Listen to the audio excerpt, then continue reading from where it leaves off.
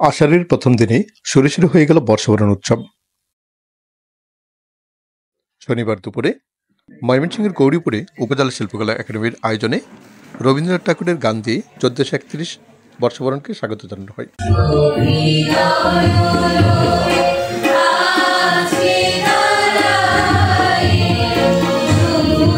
এই অনুষ্ঠানে প্রধান অতিথি হিসেবে উপস্থিত ছিলেন মাননীয় জাতীয় সংসদ সদস্য অ্যাডভোকেট নীলুপা কবি। এ সময় তিনি বলেন,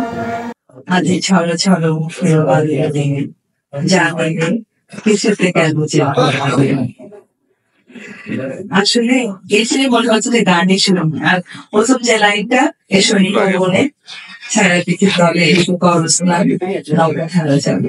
আজকে আষাঢ়ের প্রথম দিন, কবিগুরু রবীন্দ্রনাথ প্রতি পদক্ষেপেই তিনি জানান দিয়ে যাচ্ছেন আজকে আষাঢ়।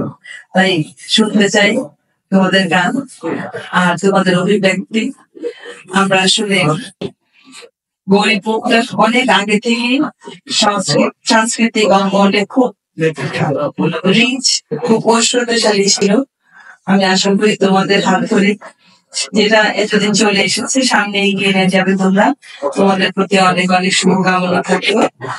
আর আমরা আমাদের অতীতের ঐতিহ্যকে সাথে নিয়ে নতুন করে সামনে এগিয়ে যেতে চাই। সেই জন্য যা যা করা দরকার আমি আছি তোমাদের সঙ্গে। তোমাদের যখন যেটা প্রয়োজন হবে নিঃসংকোচে আমাকে জানাতে বলবে। আমি যতটুকু আমার স্বপ্ন বলে আমি তোমাদের পাশে থাকার চেষ্টা করবো। শুরু থেকে এটাই আমার ইচ্ছা এবং আমি সেভাবেই তোমাদের সঙ্গে থাকতে চাই। দূরে থেকে নয়, একদম কাছে থেকে তোমাদের পাশের একজন হয়ে, পরিবারের একজন হয়ে আমি তোমাদের সঙ্গে থাকতে চাই। কিন্তু তার সঙ্গে পড়াশোনা করতে হবে, বড় হতে হবে, প্রতিষ্ঠিত হবে। আমাদের গৌরীপুর মাকে আমাদের সাথে করে নিয়ে যাবো আমরা পৃথিবী যেখানে যাই না কেন। আর আমাদের একটাই কথা দিতে হবে যে আমরা প্রতিষ্ঠিত হব। আমরা নিজেদের সম্মান এবং সুনামকে অনেক গুণ বাড়িয়ে ছড়িয়ে দিব অন্যদের কাছে। সবাইকে আবার ঈদের আগাম শুভেচ্ছা। সবাই ভালো থেকো। বঙ্গবন্ধুর আদর্শের স্বপ্নে সোনার বাংলাদেশ, জননেত্রী শেখ হাসিনা স্মার্ট ডিজিটাল বাংলাদেশ গড়ে উঠুক তোমাদের হাত ধরে। সেই কামনায় জয় বাংলা, জয় বঙ্গবন্ধু, জয় জয়।